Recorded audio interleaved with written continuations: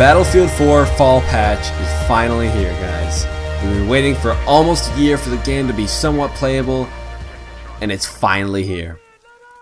Now, what I'm going to do, I'm going to try to keep this video as short as possible because there is a humongous list of patch notes on the Battlefield blog. I'll have the link to that in the description if you want to read every single little detail. But what I did for you guys, since, you know, I'm such a nice guy, I took out all the core patch notes that usually apply to most players, and also some that are specific to most of my subscribers, which are those on the Xbox 360. Now, lots of good news for all platforms, but also lots of good news for the Xbox 360.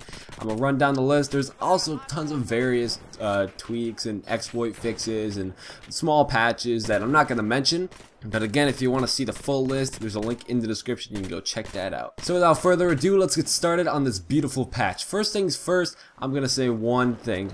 This patch, believe it or not, makes the game playable. I just played a few games of Bailey, and oh my god, it plays like a whole new game in my opinion.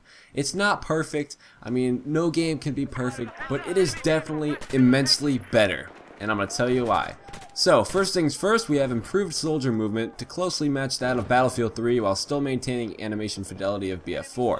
What does that mean? The soldier movement is tweaked to kind of be like Battlefield 3, but you still get that little hint of Battlefield 4 movement in there. Added a pre-round ready state. The minimum players ready per team needed for the round to start is calculated from the team with less players. What does that mean? There's basically a ready up button when you start a game. Crosshairs and optics scale tweaked, and visibility against light backgrounds improved. It just means you can see your crosshair better, and they're just tweaked a little bit. Helicopters and jets now affect trees and bushes, which are set to react to wind. This is awesome. It's going to make it look a lot more realistic. Various collision fixes and other performance improvements have been made to Dragon's Teeth maps. Oh, here we go, Dawnbreaker. Fix for elevators on Dawnbreaker being active on the Domination, Squad Deathmatch, Team Deathmatch, and Diffuse game modes. Increase the Chain Link game mode round timer to 30 minutes. The ticket bleed rate has also been changed to be 40% slower. Basically what this means, your Chain Link games are going to last a whole lot longer. Added the classic server presets. And now, very good news for the Xbox 360 and the PlayStation 3 community, guys. It's finally here. The high frequency update is now on by default and cannot be turned off. It now also supports PlayStation 3 and Xbox 360. What does this mean, guys? If you have not been watching any videos of the high frequency update, which was previously on next-gen consoles and PC only, basically it increases the server tick rate, which allows bullets to be accounted for faster, player movements to be accounted for faster, everything accounted for faster. So there's no getting hit 20 times within a second and stuff like that, and seeing like you're getting one hit killed all the time. Also going to help shooting around corners. It's going to make the game a whole lot more playable and enjoyable. Reduce the time it takes to display the incoming damage indicator.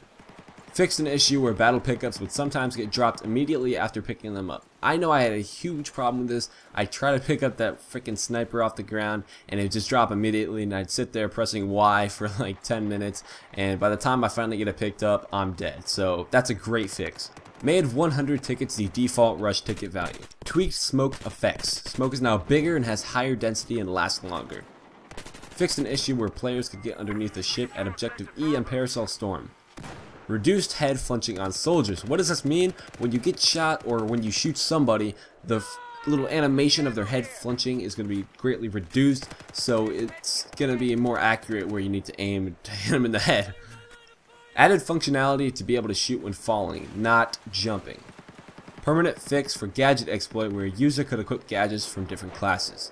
Visual recoil. Close range sights except iron sights, IRNV and FLIR, and all medium range sights have been changed to no longer be affected by animation, aka visual recoil. So all your close range sights and medium range sights are not going to be affected by visual recoil anymore, which means they're going to be a hell of a lot more accurate. Vehicle hold or press button for boost option has been added.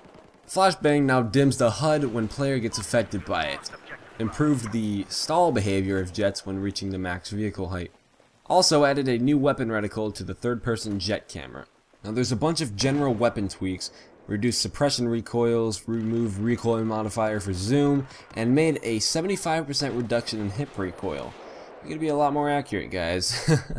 Reduced initial capacity of RGO and V40 minis by 1. That means instead of 2 grenades, you're gonna have 1. Deal with it. Reduce the blast radius of the RGO and V40 minis, requiring more accuracy for full damage. No more grenade spam, guys. It's gonna happen eventually, and it finally happened. No more spamming. Come on. Also increase the time it takes to refill explosives from ammo sources. Reduce the RGO capacity from 2 to 1. Reduce the RGO inner blast radius from 1.65 to 1. Reduce the V40 capacity from 3 to 2. Thank God. Reduce the V40 blast radius from 7 to 6. Reduced V40 inner blast radius from 2.5 to 1. Major nerf, guys. It's going to be a lot less grenade spam. There have also been some increases in time it takes to regen your grenades from ammo packs and stuff, so the RGOs went from 7 seconds to 25 seconds. That's over triple the time. So guys, grenade spam is not going to be a problem anymore because it takes 25 seconds to reload one RGO. Crazy. V40s went from 8 seconds to 13. Not as drastic as the RGO, but still it's something. The hand flare went from 1 second to 6 seconds, the M18 from 5 to 9 seconds, the M34 from 8 to 25 seconds, and the M67 from 5 to 25 seconds. 5 fucking times the normal amount. Guys, this is why there's grenade spam. It takes 5 seconds to get a new grenade.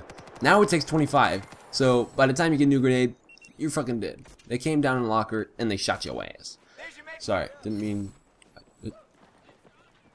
Next patch note. The XM25 dart went from 1 to 3.5 seconds, and also instead of 5 rounds, you get 4. Deal with it. The XM25 went from 3.5 to 6 seconds, and you also get 1 round instead of 2. 40mm 3GLs went from 8 to 18 seconds. The 40mm smoke went from 2.5 to 5, matching the flashbang now. 40mm LVG/HE went from 8 to 9, a whopping 1 second increase. Good job, DICE. Now, reviving improvements. The revive timer has been added. It'll show timers on teammates so that the player can choose who to revive. What does this mean? You know the little symbol above the person's head when they die? It means you can revive them. Yeah, there's a little timer around that now. It's a little circle, and it shows you how much time you have left before they die, and how much time you have left before you can revive them. So it's awesome. You can prioritize. It looks cool. It increases productivity. It's great.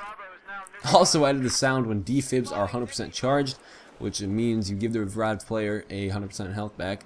So basically, when you rub your little defibs together, it goes beep, and boom, it tells you when. So that's great. Also fixed for a bug where you were able to revive teammates by only rubbing the defibs. Now guys, for all you Rush heads out there, I'm personally not one, but I do like Rush, and they completely redid Rush. They revamped everything, they put the MCOMs in different places, and they did tickets and stuff, so all these maps I'm going to read out to you guys now have been completely changed for Rush. Flood Zone, Golmund Railway, Hainan Resort, Land King Dam, Operation Locker, Paracel Storm, Rogue Transmission, Siege of Shanghai, and Zavod 3011. Now again guys, this is not the full list of patch notes. If I was going to read them all to you, this video would be half an hour long, and I don't want that to happen, and it's already pretty long right now, so I'm going to go ahead and cut the video off there. Guys, if you have not downloaded this patch yet, get off work, get out of school, just run home, download this patch. Don't really do that, it'll get you in trouble, but this patch is really great guys. It really brings life back into BF4.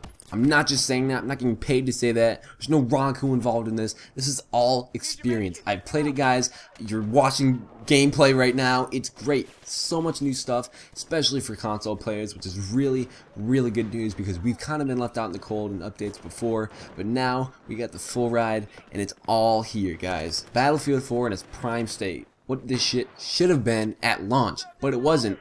Fuck you DICE, I'm just kidding. I love you guys, but this patch is great guys. Please give it a try. I know y'all will. Thanks for watching. I'm John from Original Gamers, and I'll talk to you guys in the next video.